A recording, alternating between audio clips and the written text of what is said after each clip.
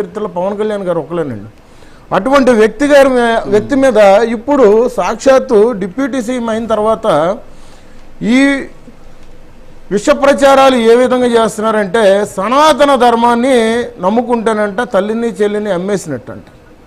సనాతన ధర్మం గురించి పవన్ కళ్యాణ్ గారు లాంటి వ్యక్తి మాట్లాడితే తల తీసేయాలని చెప్పేసి సంఘ విద్రోహ చర్యలుగా ఒక సంఘ విద్రోహ శక్తిగా మారినటువంటి ఈ బీరా చంటిదొర అలియాసు ఇతని పేరు డేవిడ్ కెనడీ అండి.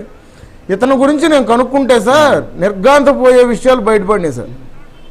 ఇతను ఆ సింగరాయిపాలెంలో ఒక పెట్రోల్ పంపులో పనిచేస్తూ సూపర్వైజర్గా వడ్డీ వ్యాపారం చేస్తూ మొదట్లో హిందుత్వాన్ని నమ్ముకున్న వ్యక్తి వాళ్ళ నాన్నగారు కానిస్టేబుల్గా కూడా చేశారు. వాళ్ళ బ్రదర్ ఇప్పటికీ కూడా అమెరికాలో ఉన్నారు. కానీ ఇతను ఇప్పుడు ఎక్కడైతే పవన్ కళ్యాణ్ గారి గురించి అనుచిత వ్యాఖ్యలు చేసిన ఆ మైక్ పెట్టిన ప్రదేశం ఏదైతే ఉందండి అది కూడా కబ్జా చేసి కట్టిన చర్చ్ అండి. దాదాపు 3 సెంట్ల వరకు ఉంది సార్. ఇతను గతంలో జగన్మోహన్ రెడ్డి గారు అధికారంలో ఉన్నప్పుడు కూడా మద్యం బాటిల్స్తో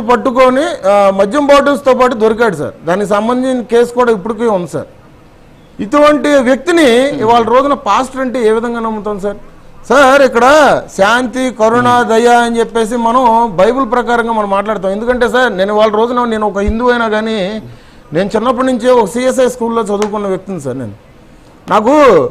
నాకు ప్రతిదీ నేను ఇవాళ రోజున నా మతాన్ని నేను ఏ విధంగా ప్రేమిస్తానో నేను క్రిస్టియానిటీని కూడా ఇవాళ వరకు కూడా నేను చర్చికి వెళ్తూ ఉంటాను సార్. నా స్నేహితులు కూడా అంతమంది ఉన్నారు సార్ నాకు ఇవాళ రోజున. కానీ ఇతని గురించి కనుక్కుంటూ ఉండంటే ఇతను చేసిన మాటలు కానీ ఇటువంటి చేసిన చర్యలు కానీ దృష్టిలో పెట్టుకొని నిన్న అనగా నేను సిఏ గారికి ఫోన్ చేసి ఎఫ్ఐఆర్ కాపీ ఇవ్వమంటే ఇప్పటి వరకు నేను డ్రంక్ అండ్ డ్రైవ్ విషయంలో నేను బయట రెక్కీలో ఉన్నానండి, మీకు అసలు పోలీస్ స్టేషన్కి వెళ్ళగానే పంపిస్తాన్నారు. ఇప్పటి వరకు సిఏ గారు నాకు ఎఫ్ఐఆర్ కాపీ పంపిలా. నాకు లోకల్గా ఉన్న మా నాయకులు పంపించారు అక్కడ. ఇప్పటి వరకు అతని మీద 41A సెక్షన్ ప్రకారంగా ఇవాళ రోజున అతను బయటకు వదిలేశారు. కానీ అతనికి ఇప్పుడు నాన్ బెయిల్ కేసు అసలు అతని మీద బుక్ చేసి అతన్ని అరెస్ట్ చేసే పరిస్థితి అండి. కానీ అతనికి మద్దతుగా నిన్న 20 మంది మాస్టర్లు వచ్చి అతన్ని బయటికి తీసుకెళ్లిన పరిస్థితి. ఇట్లాంటివన్నీ చూస్తా ఉండంటే వస్తాను సార్. మంచి చాలా అంశాలు చెప్పారు మీరు. వస్తాను అంటే ఏం లేదు, టైం అవుతుంది, మళ్ళీ వస్తాను.